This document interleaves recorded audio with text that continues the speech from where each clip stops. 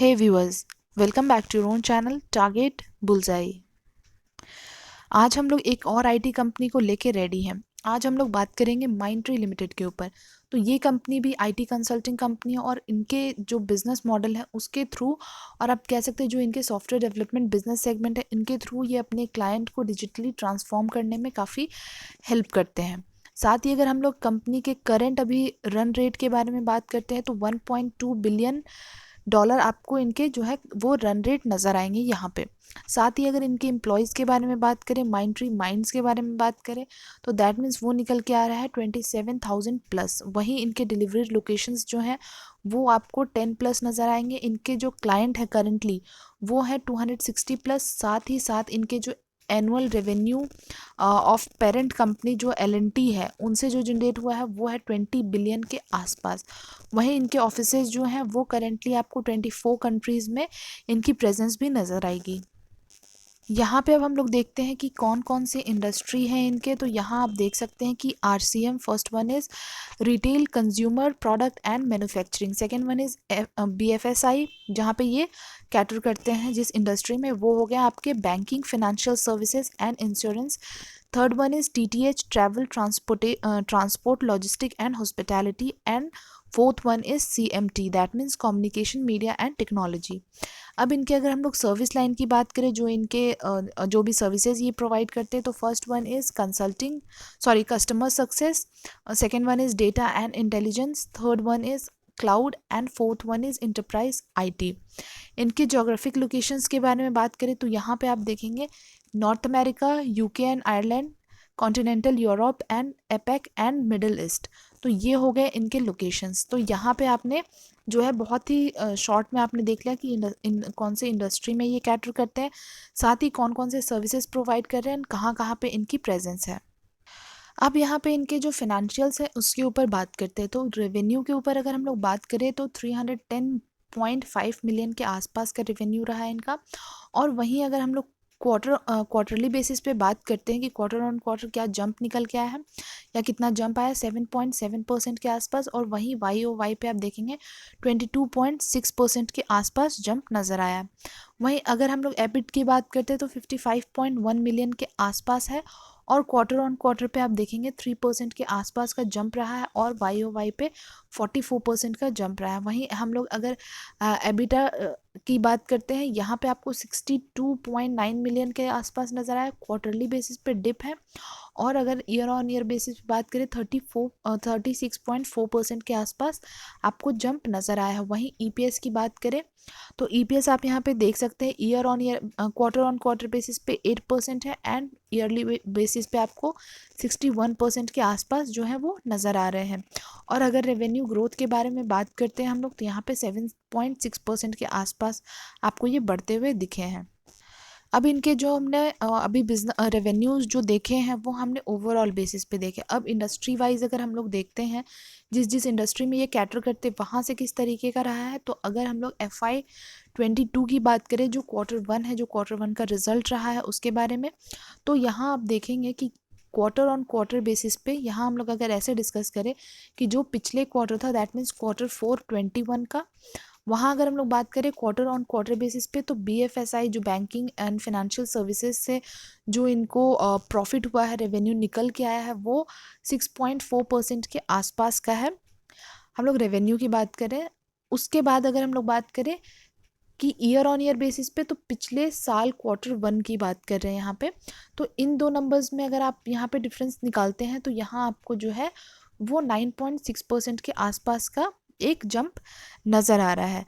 So the next one is from CMT communications के जो हम लोग पार्ट में बात कर रहे थे, वहाँ से आप देखेंगे तो हम लोग क्वार्टरली बेसिस पे 6.9 है, ईयर ऑन ईयर पे भी आपको बढ़े हुए दिखे हैं। वहीं अगर RCM की बात करें तो दोनों ही आपको जो टाइम फ्रेम है quarter on quarter and YOY दोनों में आपको नंबर्स जो है वो काफ़ी बेहतरीन तरीके से बढ़ते हुए दिखे। एंड TTH जो हमने पिछले स्लाइड में डिस्कस भी किया है, तो अगर उसकी बात करते हैं तो यहाँ पे भी आपको दोनों ही जगह पे तो ओवरऑल कंपनी के जो इंडस्ट्री वाइज भी जो रेवेन्यू जनरेट हुए हैं वो ईयर ऑन ईयर भी काफ़ी बेहतरीन आपको देखने को मिल रहा है और वहीं YOY पे भी काफ़ी बेहतरीन रहे हैं। अब यहाँ पे जो रेवेन्यूज़ है वो हम लोग इनके देख लेते हैं जो सर्विस लाइंस के थ्रू है और ज्योग्राफी वाइज भी है, तो उनके ऊपर भी देखें तो यहाँ आप सारे ही जो पैरामीटर्स हैं या जो भी इनके सर्विस लाइन है उनमें भी रेवेन्यू के जो आप परसेंटेज देखेंगे, हम ये सारे परसेंटेज हम नहीं इधर के सारे नंबर्स हम नहीं डिस्कस करने वाले, सिर्फ हम लोग परसेंटेज वाइज बात करें, क्योंकि पिछले स्लाइड में आपको शायद समझ आ गया होगा कि हम लोग YoY and quarter on quarter की बात कर रहे हैं। तो आप देखेंगे कि सारे ही यहाँ पे आपको जितने भी इनके सर्विस लाइन है उनमें आपको बढ़ोतरी देखने को मिली है।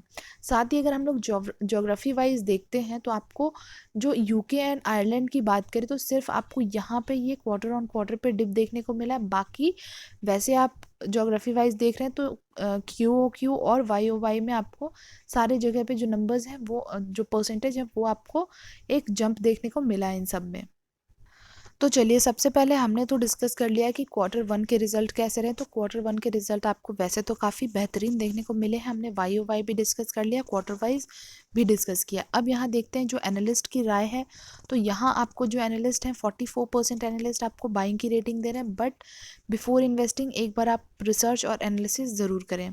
So the next one is return. तो रिटर्न्स के जो नंबर्स हैं वो आपको ज़्यादा अच्छे अगर आप कह सकते हैं तो 2 साल में ज़्यादा बेहतरीन है। बाकी 1 ईयर या फिर 3 ईयर में बात करें तो ऑलमोस्ट आपको सिमिलर ही रहे हैं, बट ये नंबर्स भी बिल्कुल भी बुरे नहीं हैं। बट हाँ, 2 साल के मुकाबले देखें तो थोड़े कम रहे हैं रिटर्न्स। 6 मंथ के भी बारे में बात करें, 3 मंथ है, 1 मंथ या 1 वीक, तो भी आपको ये शेयर जो है ये आपको काफ़ी भागता हुआ दिख रहा है। एंड वैसे ही आपको हर वीक एक अच्छा खासा रिटर्न भी बना के दे रहा है।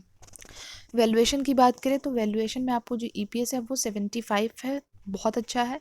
इंडस्ट्री पी और स्टॉक पी की बात करें तो ये आपको थोड़ा सा ओवर वैल्यूड प्राइस पे मिल रहा है। और साथ ही डिलीवरेबल्स की बात करें, 14% की डिलीवरी हुई थी आज के दिन। दैट मीन्स आज के दिन लोग अपने डीमेट अकाउंट में लेके जा चुके हैं, जो कि है 14%। Next is sales growth percentage. तो यहाँ हम लोग अगर पिछले 5 साल से 1 साल के ऊपर बात करें तो आपको जो नंबर्स हैं बीच में बढ़ते हुए दिखे थे, और आपको 1 साल में काफ़ी ज़्यादा आपको ये गिरे हुए दिख रहे हैं ये आपके। उसके बाद हम लोग बात करते हैं प्रॉफिट ग्रोथ परसेंटेज। तो प्रॉफिट ग्रोथ परसेंटेज आपको सारे ही साल में आपको बढ़ते हुए दिखे हैं। 5 ईयर्स से अगर 3 ईयर की बात करें 24% एंड देन 76% के आसपास का जंप नज़र आ रहा है। Next is ROE। तो ROE के भी जो नंबर्स हैं वो आपको बढ़ते हुए दिखे हैं, अबव 20% है, जहाँ पे हमें कोई भी डाउट करना ही नहीं है। Next is ROC। और ROC के भी नंबर्स जो हैं काफ़ी स्ट्रॉन्ग दिख रहे हैं आपको, हर एक साल की बात करें तो आपको बढ़ते हुए ही दिखे हैं। Next is debt to equity. तो यहाँ आपको कंपनी जो है वो डेट फ्री कंपनी नज़र आ रही है। अब यहाँ बात करते हैं हम लोग शेयर होल्डिंग पैटर्न्स के ऊपर। 4 क्वार्टर पे बात करेंगे, सितंबर 20 से लेकर जून 21 तक। प्रमोटर्स के होल्डिंग्स आप देखेंगे कि इन्होंने अपने 3 क्वार्टर में आपको इस क्वार्टर में कट करते हुए दिखे, कट शॉर्ट करते हुए, उसके बाद आपको कंसिस्टेंसी दिखी है इस 3 क्वार्टर में। FII के बारे में बात करें तो FII ने अपने जो होल्डिंग्स हैं उनको थोड़े से आप 1.5% के आसपास आप कह सकते हैं कि इन्होंने बढ़ाया है यहाँ पे। बट हाँ, उसके पहले यहाँ पे और ज़्यादा हुआ करता था, बट इस क्वार्टर में आपको थोड़ा सा घटता हुआ दिखा है। बट इस क्वार्टर के मुकाबले अगर हम लोग बात करें तो यहाँ फिर भी आपको नंबर्स जो हैं इस क्वार्टर में आपको बढ़े हुए ही दिख रहे हैं। Next is DII। तो DII के होल्डिंग्स पे बात करें तो ऑलमोस्ट आपको सिमिलर ही दिख रहे हैं सितंबर 20 के मुकाबले, बट यहाँ पे बीच में आपको जो है वो घटते और फिर बढ़ते हुए दिखे ही हैं। गवर्नमेंट के पास कोई आपको होल्डिंग्स नज़र नहीं आ रही है। एंड पब्लिक की बात करें तो पब्लिक के होल्डिंग्स आपको जो है वो पहले तो यहाँ पे आपको बढ़े थे, उसके बाद आपको घटते हुए ही यहाँ पे दिख रहे हैं ये इस पूरे क्वार्टर में। एंड जून 21 की भी बात करें तो पिछले 21 के मुकाबले भी आपको जो है वो कम देखने को मिला है। प्रमोटर्स प्लेज के ऊपर बात करते हैं तो यहाँ किसी तरह का प्लेज नज़र नहीं आ रहा है। म्यूचुअल फंड्स इन्वेस्टमेंट के बारे में बात करें तो यहाँ पे आपको ये 4 म्यूचुअल फंड्स हैं जो कि इन्वेस्टमेंट करते हुए दिख रहे हैं।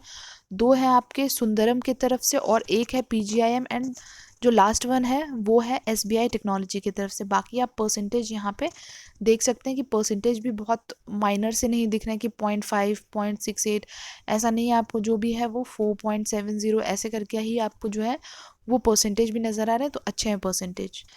बाकी इसके हम लोग चार्ट पे बात करें तो चार्ट पे आपको सीधा कुछ ज़्यादा एक्सप्लेन करने की ज़रूरत भी नहीं है। जिस तरीके से आप देख सकते हैं कि शेयर किस तरीके से आपको ये भागता हुआ दिख रहा है, एक बुल रन आपको यहाँ पे नज़र आ रहा है पूरे इस 1 साल के टाइम फ्रेम में, और अच्छा खासा अभी तक ये शेयर आपको जो है वो भागता हुआ नज़र आ चुका है। और ये अपने जितने भी आप देख सकते हैं कि जो भी EMA है इनके 20, 50, 100 एंड 200 उन सबसे ऊपर आपको सस्टेन करता हुआ दिख रहा है। एंड अभी के टाइम में बहुत ज़रूरी है एक प्रॉफिट बुकिंग होना, और उसके बाद हमारे लिए वहाँ पे अपॉर्चुनिटी होगा कि हम वहाँ पे अपनी जो भी है वो कैपिटल लेके एंट्री कर सकें।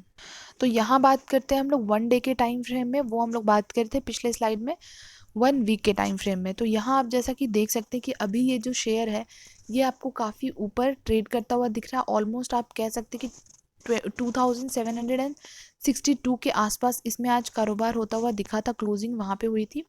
अब बात करें तो यहाँ अगर ये इसमें प्रॉफिट बुकिंग आपको आने वाले टाइम में नज़र आता है तो आप इसमें जो भी है वो इन्वेस्टमेंट कर सकते हैं। तो आप वेट कर सकते हैं कि अगर ये शेयर आपको और नीचे आता हुआ दिखे, क्योंकि अगर आप वैसे देखेंगे तो यहाँ पे आपको 2 से 3 बार आपको एक ट्रेंड नज़र आएगा कि ये अपने 20 डे EMA से आपको ये एक बाउंस बैक करता हुआ बार बार ये दिखा है। हो सकता है आपको आने वाले टाइम में ये फिर से आप नीचे आता हुआ दिखे, ये अपने रेड लाइन को टच करता हुआ दिखे और उसके बाद आपको यहाँ से बाउंस बैक करता हुआ दिख सकता है। तो अगर हमें वेट करना है तो हम 2600 के लिए वेट कर सकते हैं कि एक बार अगर वहाँ आता है तो हम वहाँ पे एक्यूमुलेट कर सकें। इन केस अगर वहाँ से लगता है कि उसके नीचे भी अगर आपको ब्रेकआउट दे तो 2500 के आसपास भी आपको ये शेयर जो है वो आता हुआ दिखेगा।